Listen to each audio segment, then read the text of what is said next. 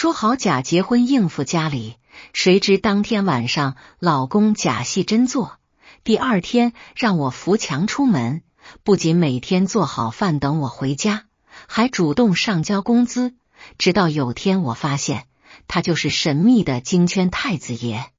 领证那天我迟到了，不是因为堵车，不是因为化妆，是因为我在地铁上给一个客户改方案。对方语音电话打过来的时候，我正刷着卡出站，一只手举着手机听甲方咆哮，另一只手在包里翻身份证。翻到民政局门口才发现，我穿了5年的那双黑色通勤鞋，左脚鞋跟掉了半个。我就这么一只脚高一只脚低地走进了民政局大厅，头发被风吹得乱七八糟，口红在早上喝豆浆的时候蹭掉了大半，还没来得及补。大厅里坐着一排排等叫号的小情侣，女孩们化着精致的妆，有的还戴着头纱，手里捧着花。我站在取号机前面，低头看了一眼自己，起球的米色毛衣，膝盖上磨白了的黑色西裤，手里拎着个帆布袋，上面印着加班使我快乐。快乐个屁！苏婉，一个声音从身后传来。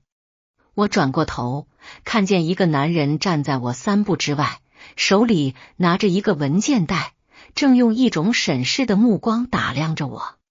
那目光从我的头发丝一路扫到我掉了跟的鞋，最后停在我帆布袋上，嘴角极其细微的勾了一下。顾怀瑾，我问。他点了点头。说实话，他站在民政局大厅里的样子，像是走错了片场。深灰色的大衣，剪裁极其合身，里面是白衬衫配深蓝色领带，袖口的扣子看起来像是真的宝石。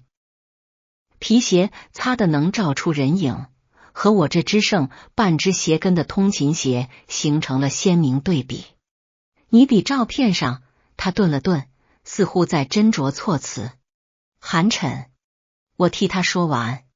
朴素，他用了这个词，我差点被他逗笑。朴素，真会说话。说起来，我和顾怀瑾认识的方式堪称当代都市青年的标准范式，不是相亲，是 PPT。3个月前，我接了一个项目，给一家投资公司做品牌升级方案。对接人是那家公司的副总，一个叫顾怀瑾的男人，话不多，要求极细，一份 PPT 前后打回来让我改了11版。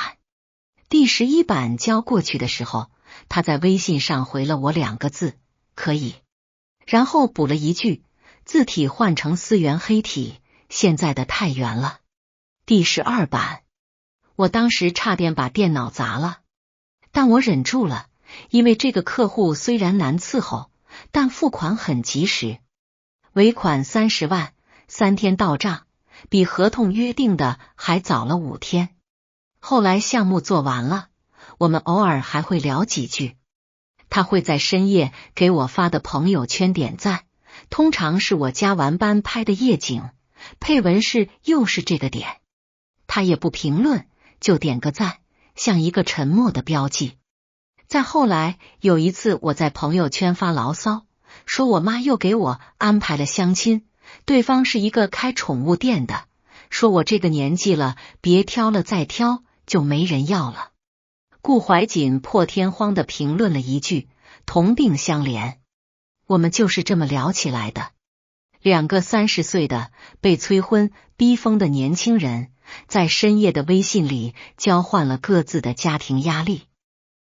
他妈是某国企退休领导，催婚的方式比他公司开会还专业。PPT 里列着5位候选人的年龄、学历、家庭背景和基因优势，最后一页写着建议选择方案3。我笑得差点从床上滚下去。要不咱俩凑合一下。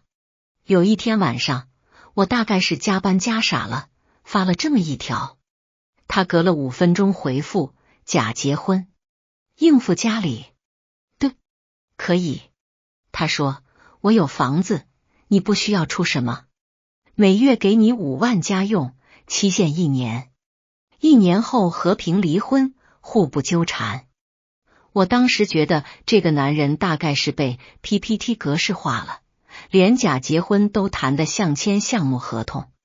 但想想我的处境，30岁，在广告公司做了7年，存款不够首付，我妈每次打电话来，第一句话永远是有没有对象，我竟然觉得这个提议挺合理的。于是我回了一句，成交。就这样，我们签了一份假结婚协议，和当初的项目合同一样详细。第6条写着婚后不同房，各自保留独立生活空间。第13条写着在双方父母面前需保持正常夫妻形象，包括但不限于牵手、偶尔的肢体接触。第21条写着任何一方可随时提出终止，对方不得无理纠缠。现在这份协议正躺在我帆布袋里，和我的身份证、户口本放在一起。走吧。顾怀瑾抬了抬下巴，指向拍照室的方向，先拍照。拍照的时候出了个小插曲，摄影师让我们靠近一点，我没动，顾怀瑾也没动。我们之间隔着大概20厘米的距离，像2个被老师罚站的小学生。摄影师放下相机，用一种你俩是不是走错地方了的眼神看着我们。2位，这是结婚照，不是入职照。靠近一点，笑一下。顾怀瑾侧过头看了我一眼，我正想说什么，他忽然伸出手揽住了我的肩膀，把我往他那边带了带。他的手掌很大，隔着我的毛衣都能感觉到一种干燥而温热的触感。我愣了一下，随即条件反射地扯开嘴角，露出一个笑。摄影师按下快门。照片洗出来的时候，我看了看，我笑得像在参加面试。顾怀瑾倒是表情自然，嘴角微微上扬，甚至还有一点不太明显的笑意。他的眼睛是深褐色的，在照片里看起来几乎是黑色，和他冷冰冰的气质完全不搭。那双眼睛里有种说不出的温度，挺配的。摄影师随口说了一句，我没接话。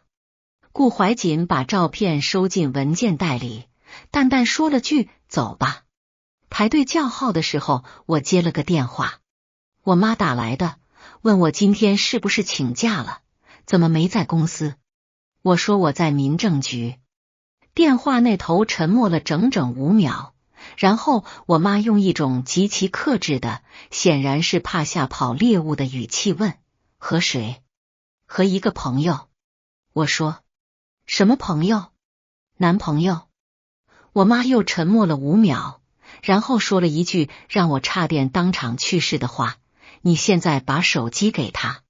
妈，给他。我捂着听筒，转头看向坐在旁边长椅上的顾怀瑾。他正在看手机，大概是感受到了我的目光，抬起头来。他的睫毛很长，灯光打下来，在眼睑上投下一小片阴影。我把手机递过去，压低声音说，我妈要跟你说话。他接过手机，用一种我从未听过的温和而恭敬的语气说，阿姨您好，我是顾怀瑾。电话那头不知道说了什么，他嘴角的弧度微微扩大了。是的，今天领证，之前没来得及跟您打招呼，是我的不对。好，我会照顾好婉婉的。婉婉，他叫我婉婉，我爸妈才叫我婉婉。他叫的那么自然，像叫了很多年一样。他把手机还给我的时候，我看到他的表情，忽然觉得这个男人大概比我想象的要复杂得多。他看起来冷冰冰的，但好像很擅长在需要的时候扮演一个完美的角色。比如现在，他正在扮演一个完美的准女婿。领证的过程很快，签字、按手印、宣誓、拿证。整个过程不到20分钟，比我办一张银行卡还快。红本本递到我手里的时候，我还有点懵，翻开看了一眼，照片里的2个人看起来般配极了，谁也不会想到他们认识才几个月，而且签了一份假结婚协议。走出民政局的时候，太阳很好，初冬的阳光照在台阶上，暖洋洋的。我站在门口，手里拿着红本本，有点不知道接下来该干什么。走吧，顾怀瑾说，搬家。搬家？你现在是我法律上的妻子，当然要搬到我那里住。他的语气很平常，像是在说今天的天气不错，不然怎么应付家里。协议上没写要住一起。第8条，他打断我，双方需保持同居状态，以应付双方父母的突击检查。我愣住了。第8条确实有。我当时签的时候没太在意，觉得反正就是走个形式。但现在想想，这个男人的协议里没有一条是多余的，每一条都精确的像手术刀，看似无关紧要，实则步步为营。你的东西多吗？他问。不多。我说，就一些衣服和书。那走吧。他转身走向停车场，我跟在后面，帆布袋在肩膀上晃来晃去。他的车停在停车场最角落的位置，是一辆黑色的车，车标是一个我不认识的字母组合。车子看起来很低调，但坐进去之后，我发现内饰的质感好得不像话，座椅是真皮的，仪表盘在暗光下泛着蓝光，中控台上一排按钮整齐排列，每一个都擦得锃亮。这车不便宜吧？我系上安全带，随口问了一句。公司的。他发动车子，轻描淡写地说。我点点头，没有追问。他住的地方在城东，一个我从来没去过的别墅区。小区门口有保安站岗，进出要刷脸识别，绿化好的像公园。他的房子是一栋3层的小楼，带一个小院子，院子里种着一棵银杏树，金黄的叶子落了一地，在午后的阳光里泛着金光。你一个人住？我站在玄关，看着宽敞的能打羽毛球的客厅。保洁怎么办？有阿姨每周来3次。她从鞋柜里拿出一双新的女士拖鞋，放在我面前，淡粉色，毛茸茸的。你的。我看着那双拖鞋，忽然觉得有点不对。这双拖鞋看起来不像是临时买的，大小也刚好合适，像是早就准备好的。你什么时候买的？昨天。他说，想着你搬过来可能需要。他转身上楼，我跟在后面。2楼有3个房间，他推开其中一间的门，这是你的卧室。我住走廊那头的主卧，中间隔着书房和健身房。房间很大，比我在出租屋的整间还大。落地窗正对着花园，阳光洒满了半张床。床单是浅灰色的，衣柜是嵌入式的，梳妆台上竟然还摆着一套未拆封的护肤品。我走过去拿起来看了一眼，是我常用的那个牌子。这也是昨天买的，秘书帮忙挑的。他靠在门框上，双臂交叉。你先收拾，晚上有个饭局。饭局？我妈，她听说我今天领证，已经在全聚德订了一桌。她的语气里带上了一丝无奈。10人桌，据说还请了我2姨和3舅。我低头看了一眼自己起球的毛衣和吊跟的鞋，你就让我穿这个去。顾怀瑾沉默了2秒，然后说，你的衣柜里应该有合适的东西。我打开衣柜，里面挂着几套女装，从连衣裙到大衣到套装，标签都还在，尺码都是我的号。最下面放着几双鞋，其中一双黑色高跟鞋和我平时上班穿的款式一模一样，但皮质明显好很多。你到底准备了多少东西？我转头问他。他抬手看了一眼手表，不多，够你用一阵子。收拾好就叫我，我在楼下。然后他就下楼了，留下我一个人站在那个巨大的衣柜前面，对着满柜子的新衣服发呆。这一刻，我忽然觉得事情没有我想象的那么简单。一个跟你签了假结婚协议的男人，不会在你搬来之前把你的衣柜塞满合身的衣服，在梳妆台上摆好你用的护肤品，在鞋柜里放好你尺码的拖鞋。这些东西不是应付家里的范畴，这些东西细致的让人心里发毛，细致的像是他要跟你过真的日子。但我没有细想，因为眼下有更紧迫的问题，我要在接下来的饭局上扮演一个合格的新婚妻子，骗过他妈的10人捉亲友团。全聚德。顾怀瑾他妈比我想象中年轻很多，60出头的人看起来像50不到，穿着一件墨绿色的旗袍，头发盘得一丝不苟，端坐在主位上，眼神锐利的像一把手术刀。我进门的那一瞬间就感觉到他的目光扫过来，从头到脚每一个细节都不放过。妈。顾怀瑾牵着我的手走过去，这是婉婉。苏婉。我按他提前教我的说辞，微微欠身，阿姨好。叫什么阿姨？他妈的眼角微微一动，证都领了，叫妈。我顿了一下，还没来得及反应，他妈已经把一个红包塞进了我手里。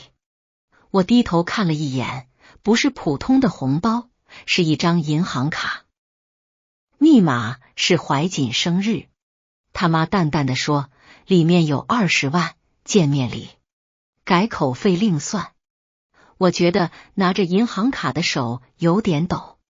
顾怀瑾在桌子下面轻轻碰了碰我的膝盖，像是在说收着吧。他二姨和三舅妈从旁边凑过来，满脸堆笑的打量我，说怀瑾终于找着了这姑娘，看着就贤惠，什么时候要孩子。我端着笑一个一个应付过去，感觉自己不是在吃饭，是在参加一场面试。面试官是顾怀瑾他妈周敏女士，她的话不多，但每句都是关键。问我在哪里工作，父母做什么，家里有没有遗传病史。问到最后一个问题的时候，顾怀瑾终于忍不住了，妈，你查户口呢？结婚是大事，周敏淡淡的说，你爸走得早，你的事我不管，谁管？婉婉很好。顾怀瑾说，就4个字，语气平淡，但周敏的眼神微微变了一下。他看了看儿子，又看了看我，端起茶杯喝了一口，没再追问。饭局结束后，周敏在门口拉住我的手，压低声音说了一句，怀瑾这个人从小就不会说好听的话，但他看你的眼神，我看得出来。他顿了顿，好好过，好好过。这3个字从他嘴里说出来，分量重的像一座山。我点了点头，不知道该说什么。回去的车上，我靠在副驾驶座上，终于放松下来，感觉脸颊的肌肉都笑僵了。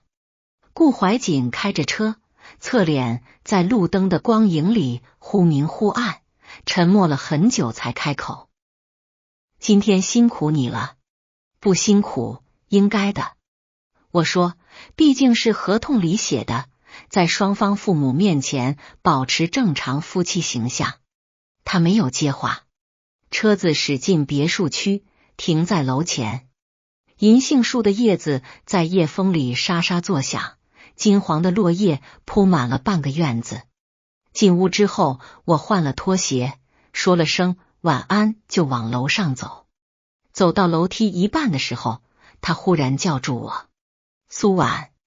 我回头，他站在客厅中央，大衣还没脱，灯光从头顶打下来，把影子投在地板上。协议第6条，他说婚后不同房。他看着我，沉默了几秒，忽然说了一句让我差点从楼梯上摔下来的话。我想删掉这一条。空气凝固了，我抓着楼梯扶手，怀疑自己听错了。什么？我说。他把大衣脱下来搭在沙发扶手上，一边松领带一边往楼梯这边走，每一步都不快，但每一步都带着一种让人无法忽视的压迫感。我想删掉第6条。为什么？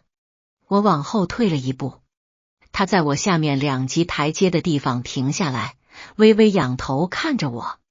从这个角度，我能看到他领口下面锁骨的线条，还有喉结轻轻滚动了一下。因为他的声音压得很低，我不想假结婚了。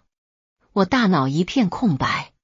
从你在民政局门口出现的那一刻起，他继续说，你穿着一只高一只低的鞋，头发被风吹成那样，还冲我挥手说走吧，速战速决。我说的是走吧，别墨迹。差不多。他嘴角微微弯了一下，然后那点笑意迅速消失了，取而代之的是一种极其认真的让我心跳加速的表情。那一刻我就在想，如果这真是我老婆，好像也不错。我张了张嘴，说不出话。他往前走了一步，近到我能闻到他身上淡淡的松木香，和他呼吸里残留的一点点红酒的味道。协议是我拟的，他说，声音很轻，像羽毛扫过耳廓，我可以改。你不能单方面改。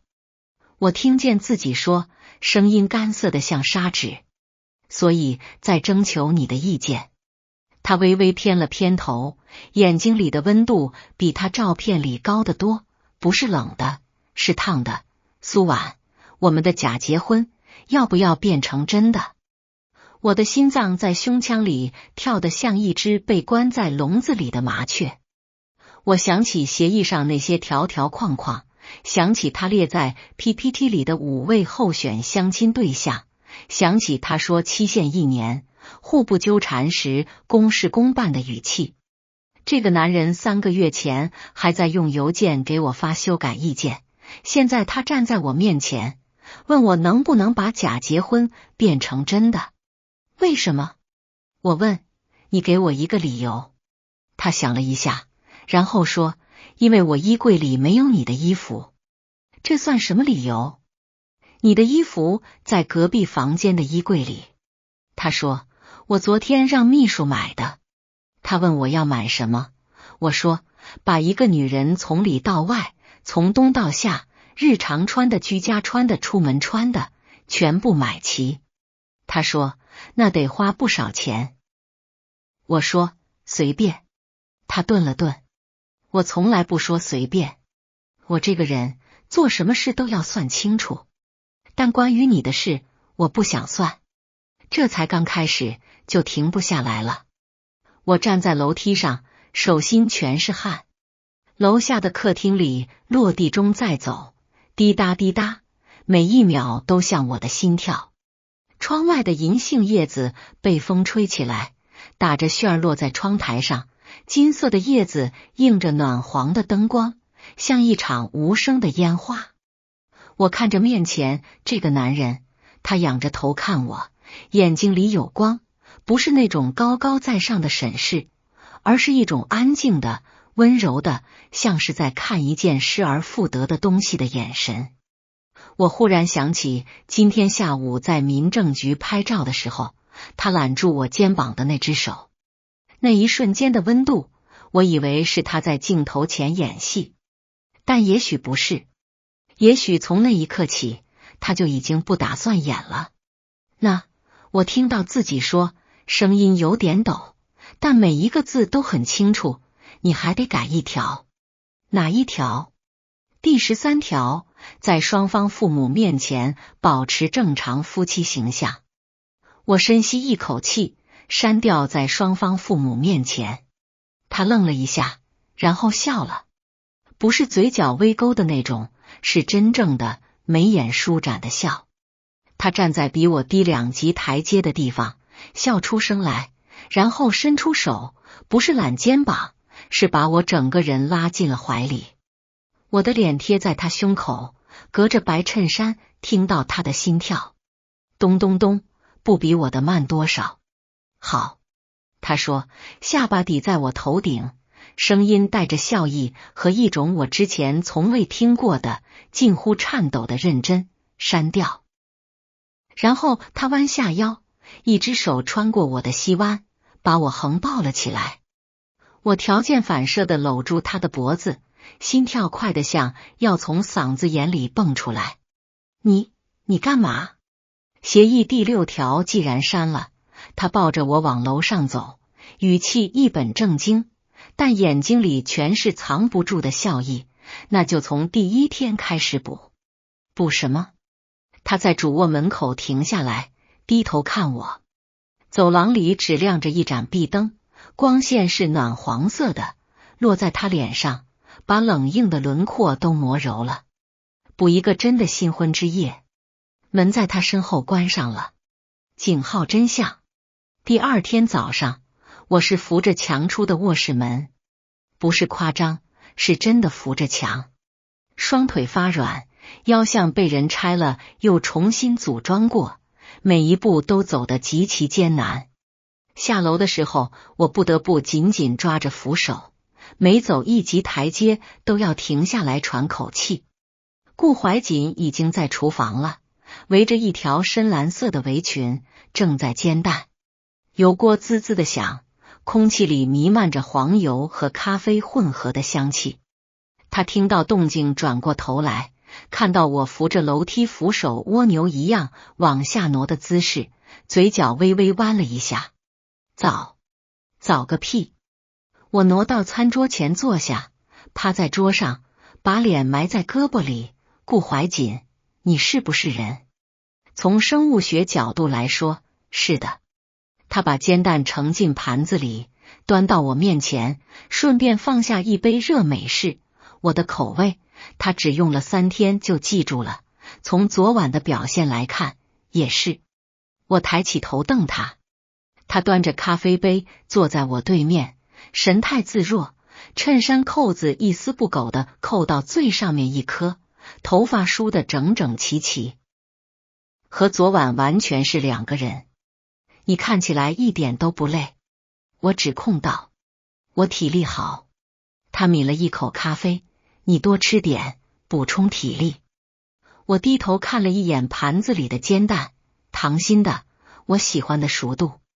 旁边还有2片烤吐司和几颗圣女果，摆盘精致的像餐厅出品。我拿起叉子戳了一下蛋黄，金黄色的蛋液缓缓流出来，和吐司的焦香混在一起。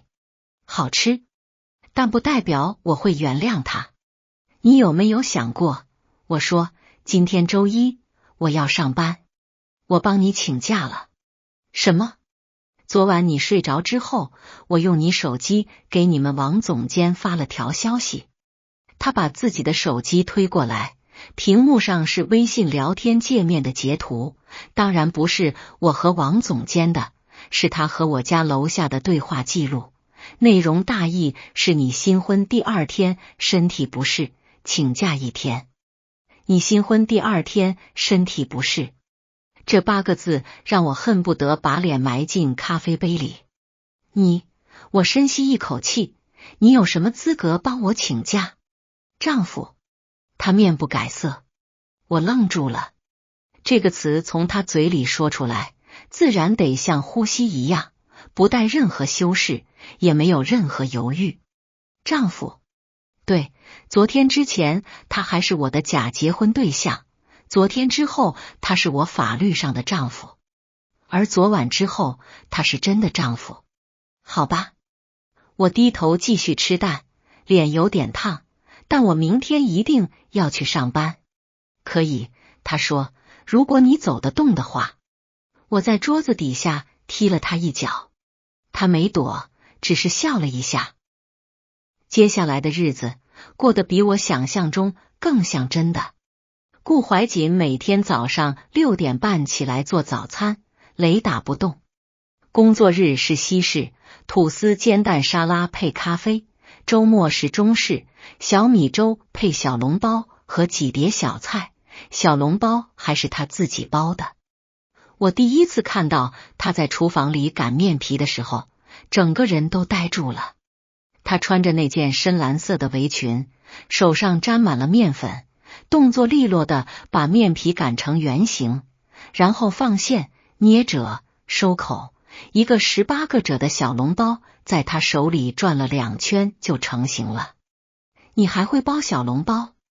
我靠在厨房门框上，端着他给我泡的红枣桂圆茶。大学时候在食堂打工学的。他说没有回头。你打工？我难以置信地看着他。他住的这栋别墅，开的车，衣柜里那些我偷偷查过价格的衣服，他需要打工体验生活。他轻描淡写地说，然后把包好的小笼包一个个码进蒸笼里，去洗手，马上就好。晚饭也是他做。我说我会做饭，他说不用。我说那我来洗碗，他说有洗碗机。我说那我总得干点什么吧，他想了想，说你负责吃。后来我发现他不仅是会做饭，他简直是专业的。红烧排骨的糖色炒得比饭店还漂亮，清蒸鱼的火候掌握得恰到好处，连切土豆丝的粗细都均匀的像用尺子量过。有天晚上他炖了一锅腌笃鲜，我喝了3碗，撑得瘫在沙发上动弹不得。你到底在哪里学的做菜？我问他。家里有个阿姨，小时候跟着他学的。他把空碗收走，顺手把茶几上的杂志整理好。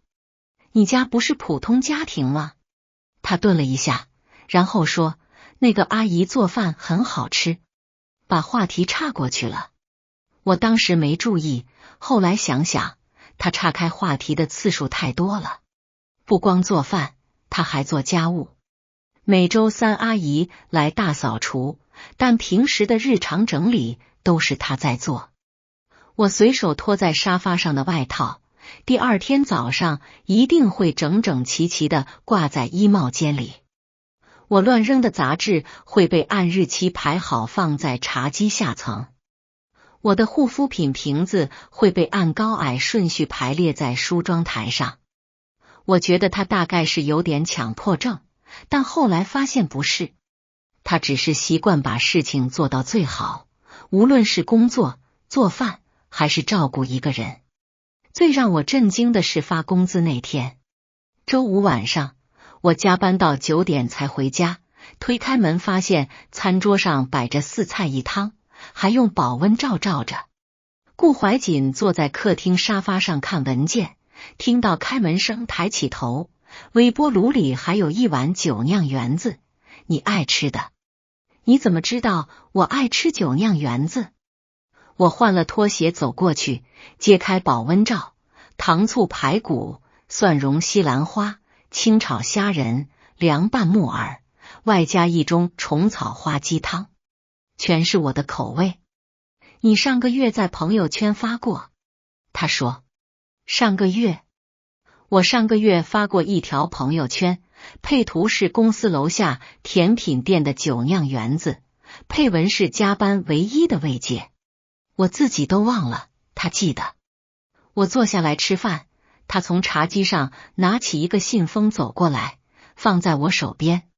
什么？工资？我筷子停在半空中，低头看了一眼那个信封，打开，里面是一张银行卡。我抬头看他，你上次给我的家用已经够多了，这是工资卡。他在我对面坐下，语气平淡的像在汇报工作。我每个月的工资和奖金都会打到这张卡里，密码是你生日。我握着那张卡，愣住了。一个男人把他的工资卡交给你，用你的生日做密码，然后轻描淡写的告诉你这件事，好像这不是什么大不了的事，好像把全部身家交给一个人只是婚姻里最普通的日常。可我们才结婚多久？我们不是假结婚吗？虽然现在已经不假了，但这进展是不是太快了？顾怀瑾，我把筷子放下，认真的看着他，你到底在干什么？上交工资。他一脸理所当然。我们是真结婚，但也没有这么真的吧？你每天做饭、做家务，给我泡红枣茶，记得我爱吃什么，现在还把工资卡给我，你图什么？他沉默了几秒，然后说了一句让我一晚上没睡着的话：图你习惯我，习惯他。他要我习惯他在我生活里的存在，习惯他做的早餐，习惯他熨好的衬衫，习惯他记得我所有喜好，习惯他每天睡前检查门锁，习惯他开车接我下班，习惯他用我生日做密码的工资卡。他要我习惯到哪天如果他不在，我会觉得少了什么。他要我的生活里到处都是他的痕迹，多到如果有一天我想走，根本走不动。这个男人根本不是看上去那么高冷禁欲，他骨子里比谁都懂怎么攻城略地，而且用的是最温柔的方式。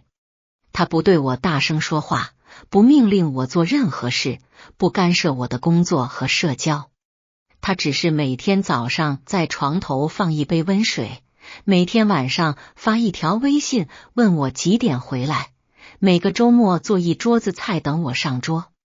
他的温柔是温水煮青蛙，而我已经快被煮熟了。转折发生在一个周六的下午。那天顾怀瑾说晚上有个商务宴请，要带女伴，让我去挑一件礼服。我说我没有那种场合穿的礼服。他想了想说，我带你去个地方。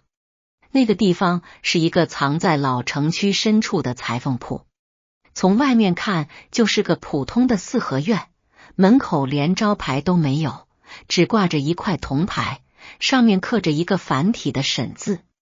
推开朱红色的木门，里面别有洞天。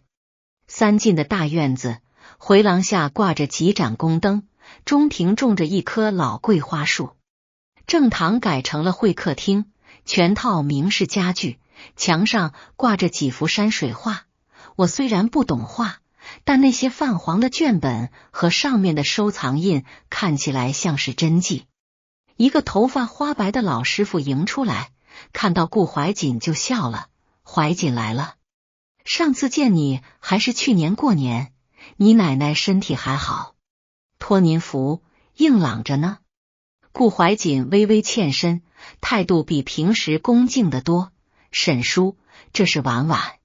沈师傅看了我一眼，眼神里闪过一丝微妙的打量，然后笑着说：好，好，要做衣服，晚礼服。顾怀瑾说：今晚有个场合。沈师傅点点头，示意我站到中间的小台子上。接下来2个小时，我经历了一场这辈子最隆重的量体裁衣。沈师傅带着2个徒弟，量了不下几十个数据，选了布料，定了款式，每一步都精细到了极致。做出来的礼服是一件墨绿色的丝绒长裙，剪裁极其简约，但每一道缝线都完美无瑕，领口开得恰到好处，既正式又带着一点点若有若无的性感。沈师傅又拿出一套祖母绿的首饰、项链、耳坠、手镯，说是搭配礼服的。这首饰是借的，戴完得还。他笑着说，都是老物件，摔了可赔不起。我小心翼翼地摸着项链上的宝石，那绿色浓得像一汪深潭，在灯光下流光溢彩。这要是真的，得值多少钱？我不敢想。晚上，顾怀瑾带我去了那个场合。车子停在一座民国时期的老洋楼前面，门口挂着2盏大红灯笼，没有招牌，只有2个穿着黑色西装的安保站在门口，检查每一位来宾的请柬。来宾们鱼贯而入，我看到了几张熟面孔，不是我的朋友，是在财经新闻和商业杂志封面上见过的那种熟面孔。某地产集团的董事长，某科技公司的创始人，某投行的亚太区总裁。他们带着女伴从豪车上下来，女人们的礼服和珠宝在灯光下闪闪发光，整条街都被映成了金色。我站在门口，忽然觉得腿软。这不是商务宴请，我不知道这是什么，但肯定不是普通商人能来的地方。挽着我，顾怀瑾把我的手搭在他的臂弯上，低头在我耳边说：“别紧张，你比在场任何女人都好看。”他的气息落在耳廓上，痒痒的。我深吸一口气，挺直了腰，挽着他走了进去。宴会厅里的人比外面更多，男人们穿着定制西装，女人们穿着高定礼服，觥筹交错之间全是客气而疏离的寒暄。顾怀瑾一路走过去，不断有人跟他打招呼：“怀瑾来了，好久不见，上次那个项目多亏了你。”每个人都客气的不像话，甚至带着几分小心翼翼的恭敬。一个端着香槟的中年男人走过来，看了看我，又看了看顾怀瑾，笑着说：“这就是你那位吧？藏了这么久，终于舍得带出来了。”顾怀瑾淡淡的点头，没有多介绍，但揽在我腰上的手紧了一下。“嫂子好。”中年男人朝我举了举杯，笑容可掬：“我是怀瑾的发小，你叫我老周就行。怀瑾可是我们这群人里最有出息的一个，嫂子你真有眼光。”我正要谦虚几句，旁边又凑过来几个人，七嘴八舌的开始夸，有的夸我好看，有的夸顾怀瑾有福气，有的说终于有人能治住他了。我被围在中间，端着笑应付，感觉自己像一只被放在展台上的猫，每个人都想过来摸一把。就在这时，身后传来一个声音：“太子爷来了。”这4个字像一颗石子投进湖面，周围的喧哗声瞬间静了半拍。我转过头，看到顾怀瑾站在人群中央，手里端着半杯红酒，脸上挂着那种淡然又疏离的标准表情。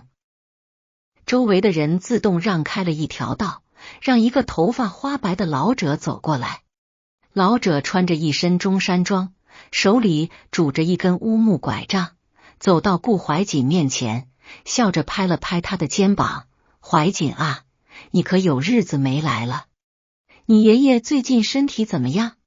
爷爷？顾怀瑾从来没有提过他的爷爷，不，他很少提他的任何家人，除了他妈周敏女士，以及在催婚话题上偶尔提到的奶奶。爷爷、爸爸、家族，这些词在他的叙述里是空白的。爷爷身体很好，谢谢陆老关心。顾怀瑾微微欠身，语气恭谨，但姿态不卑不亢。这位是？陆老的目光转向我，我妻子苏婉。陆老打量了我一下，目光比沈师傅更加锐利，像一台 CT 机把我从头到脚扫描了一遍。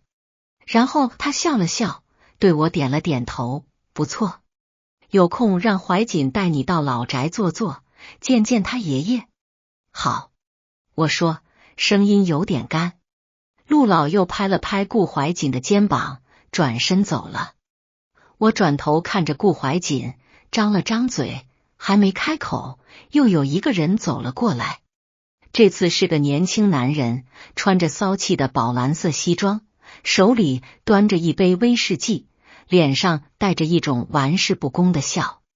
他一屁股坐到顾怀瑾旁边，勾住他的肩膀，用一种兄弟之间特有的语气说：“怀瑾哥，你也太不够意思了，结婚这么大的事都不跟我说。要不是今天看到嫂子，我还蒙在鼓里呢。顾怀瑾把他的手从肩膀上拿下来，语气冷淡：你嘴太大。得，怪我怪我。年轻男人转向我，露出一个灿烂的笑容：嫂子好，我是陆慈，怀瑾的表弟。按辈分算，我管他叫哥，管他妈叫姑，管他爷爷叫……算了，这辈分太乱了，你就记着我是他表弟就行了。你好，我说。陆慈打量了我一下，啧啧了2声：嫂子真好看，怪不得我哥藏着掖着。嫂子你知道吗？我哥以前可是出了名的不近女色，身边连个母蚊子都没有。我们一度怀疑他的取向，我姑还给他安排过男科检查。陆慈，顾怀瑾的声音冷了一个度。行行行，不说了。陆慈举起双手做投降状，但脸上那种嬉皮笑脸的表情一点没变。不过说真的，嫂子，你今天可是艳压全场。你身上这件礼服是沈叔的手艺吧？这条项链我记得是顾家老太太压箱底的嫁妆，当年我姑出嫁的时候想借，老太太都没舍得给。我的笑容僵住了。顾家老太太压箱底的嫁妆，顾怀瑾他妈想借都没借到的祖母绿套装，现在挂在我脖子上。我低头看了一眼胸前的项链，那3颗祖母绿在灯光下闪烁着幽幽的绿光，每一颗都有指甲盖那么大，成色极其罕见。微香的钻石碎光反射在酒杯上，像碎了一地的星星。我忽然觉得脖子很重，重得我有点喘不过气。陆慈，顾怀瑾的声音带上了警告的意味：你今天话太多了。好好好，我闭嘴。陆慈做出一个给嘴巴拉上拉链的动作，端起酒杯走了。走之前还回头朝我挤了挤眼睛，嘴型无声地说了3个字：太子妃。太子妃，太子爷，顾家老太太，顾家老宅。他爷爷身体怎么样？陆老，那个连市长都要让3分的老爷子，对他说话的语气里带着3分客气和3分讨好。发小叫他最有出息的一个，表弟叫他太子爷，就连给他做衣服的裁缝都是祖传3代伺候过4代人的老字号。我转头看着顾怀瑾，他端着酒杯站在那里，侧脸的线条在灯光下依然冷硬，但他握着酒杯的手指关节微微泛白。他在紧张。这个从我们见面第1天起就把所有情绪都藏在扑克脸后面的男人，此刻在紧张。顾怀瑾，我叫他。你到底是谁？他没有回答。宴会厅里的水晶灯忽然调暗了一档，舞曲响起来了，人们纷纷起身走向舞池。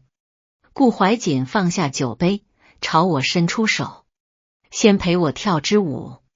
我不，这支舞跳完，他说，声音很低，低到只有我一个人能听见。我把所有事都告诉你。我把手放在他掌心里，他轻轻一拉，就把我带进了舞池。他的手扶在我的腰上，掌心温热，隔着丝绒礼服薄薄的料子，他的体温一点一点渗进皮肤里。另一只手握着我的手指，他的手指修长而有力，骨节分明。我们随着音乐慢慢转圈，身边的人渐渐模糊成一片流动的光影。我叫顾怀瑾，他的声音在我耳边响起，低沉的，缓缓的，像是终于下定决心要打开一扇关了很久的门。我父亲叫顾明远，你可能不认识这个名字，因为他在我很小的时候就去世了。但我爷爷，你应该知道。你爷爷是谁？他说了一个名字。我的手在他掌心里猛地抖了一下。那个名字，我是在历史课本上见过的，不是娱乐新闻，不是商业杂志，是正经的官方修订的历史课本。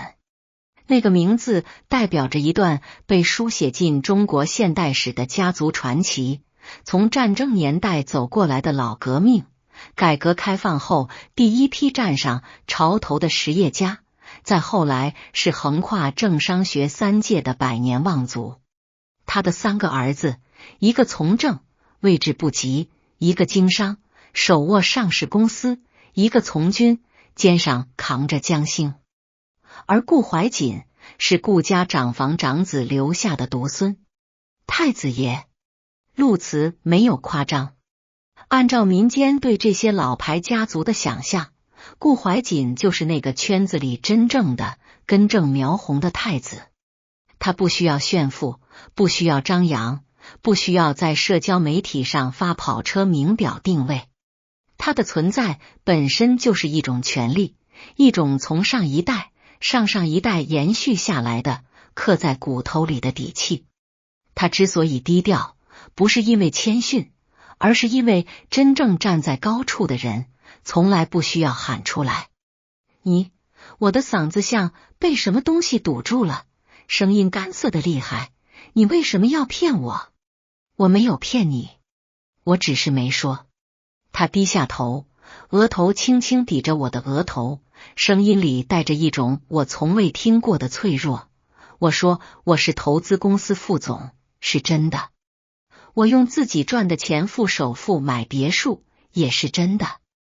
我每天早上6点半起来给你做早餐，用我自己的工资卡给你打家用，密码设成你的生日，全都是真的。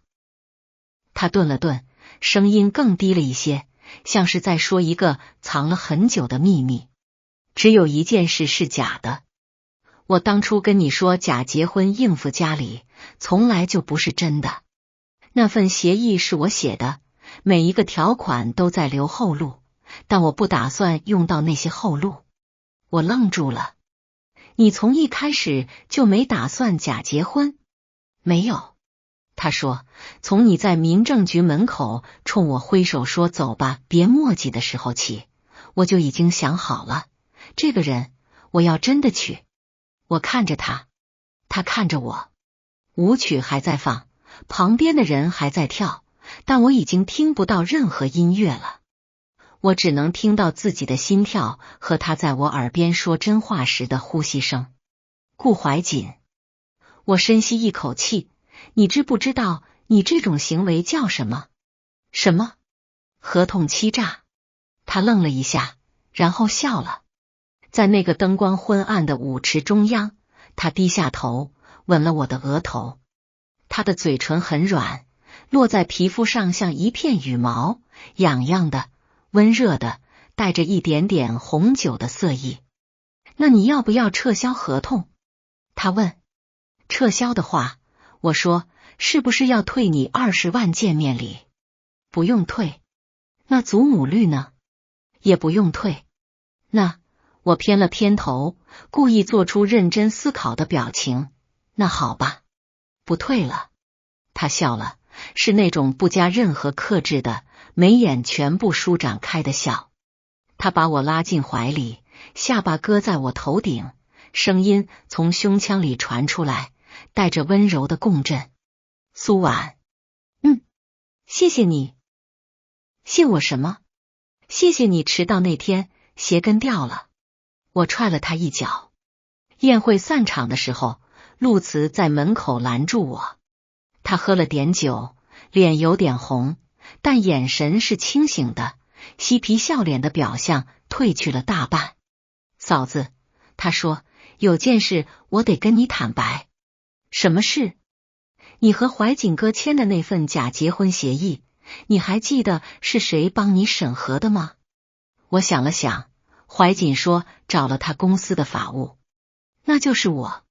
陆慈咧嘴一笑，我姑让我来当卧底，说帮他盯着点怀瑾哥的新媳妇，看看是什么来路。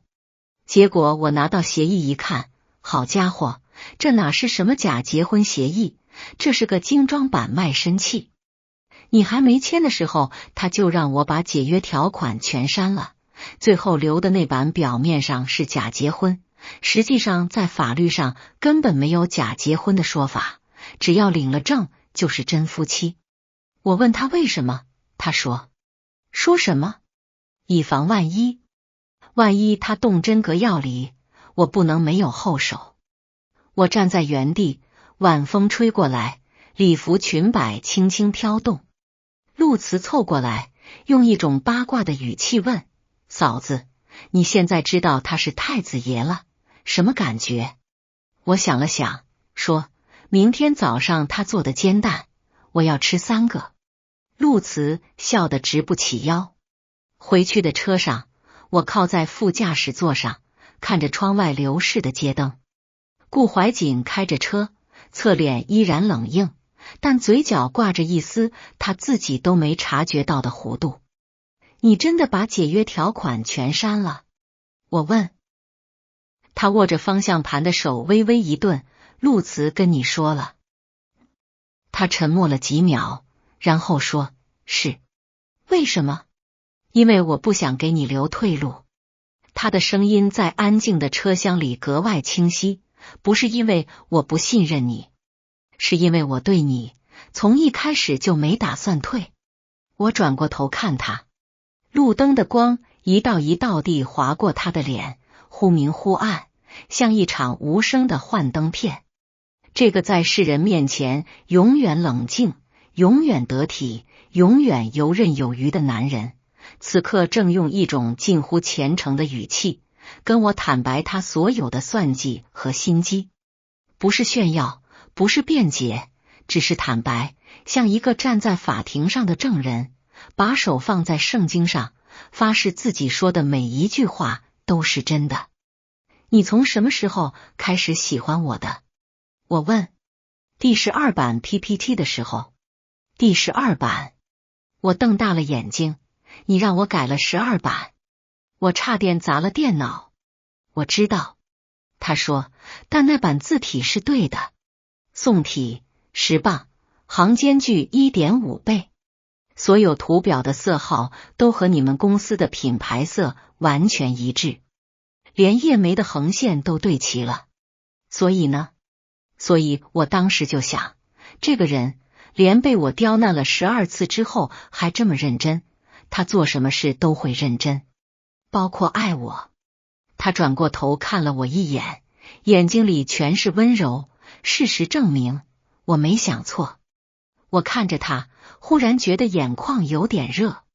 窗外不知道谁家在放烟花，一朵接一朵的在夜空中炸开，金色的、红色的、绿色的，照亮了半边天。烟花的光芒透过天窗洒进来，落在他的侧脸上，落在我胸前的祖母绿上，落在我们交握的手指间。我忽然想起一件事，对了，你那辆黑色的车，车标我查过了，那个字母组合是限量版，全球只有几百台。他神色不变，公司的。你爷爷给的？算是。顾怀瑾。明天早上我想吃蟹粉小笼包。他弯起嘴角，好。还有，我把手附在他握在方向盘的手上，指尖碰了碰他无名指上的婚戒，那枚戒指是我在网上买的，纯银的，不到200块钱，他戴着却像戴着什么稀世珍宝，从今以后不许再骗我任何事。他把我的手翻过来，十指交握，指节穿过指缝，掌心贴着掌心。红灯亮了，车子停下来。他转过头看着我，眼睛里的光比车窗外的烟花还要亮。好。很多年以后，有人问我和京圈太子爷结婚是什么体验。我想了想，说每天早上6点半，他会准时出现在厨房，围着那件深蓝色的围裙给我做早餐。煎蛋永远是糖心的，咖啡永远是热美式，小笼包永远是18个褶。他的工资卡还放在我的梳妆台抽屉里，密码还是我的生日，每个月的进账我1分都没动过。不是舍不得花，是不需要，他给我办的那张副卡，额度大概够我买下整栋商场。他依然话不多，但每天晚上都会给我发消息，问几点回来。我的回复通常是一张加班的工位照片，他的回复通常是一张饭桌上保温罩盖着的4菜1汤。他说他这辈子签过无数份合同，只有一份从头到尾都没打算遵守。我问是哪一份？他说我们的假结婚协议。我问为什么？他低头亲了亲我的额头，声音温柔的像初见那天的银杏叶子落在肩头。